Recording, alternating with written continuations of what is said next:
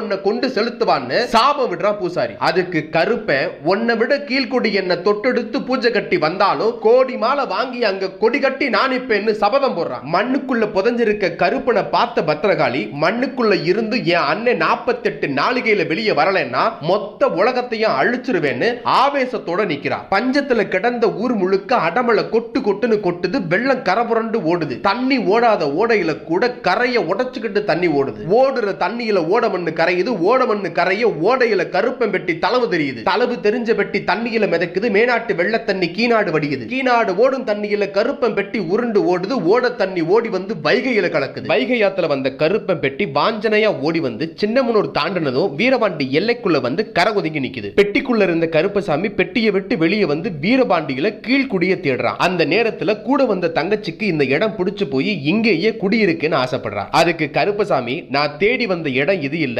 இன்னும் கூட போக வேண்டியது இருக்கும் போல. தங்கச்சி நீ ஆசைப்பட்டுட்ட, அதனால நீ இங்கேயே குடியிருந்து மக்களுக்கு அருள் கொடுன்னு கருப்பை வழிவிடுறான். அப்படி பெட்டியை விட்டு முதல்ல வெளியே வந்து வீரபாண்டியில குடிகொண்டவதான் மலையாளத்து கருப்பனோட தங்கச்சிகள்ல ஒருத்தி கௌமாரியம்மன். அருகும் புல்லெடுத்து அசுரனை 2 துண்டாக்கி வதம் பண்ணவள் இவதான். ஊழ் வினையால கண் ஊனமான வீரபாண்டியனுக்கு கண் பார்வை கொடுத்தவள் இவதான். இவளை வீரபாண்டியில விட்டுவிட்டு மலையாளத்து கருப்பன் பெட்டி ஏறி பயணம் பண்ணி மயிலாடு பாறை தாண்டி சோழவந்தான் பக்கம் வந்து மீனாட்சி பட்டணத்து மேற்கு எல்லைக்குள்ள நுழையும் போது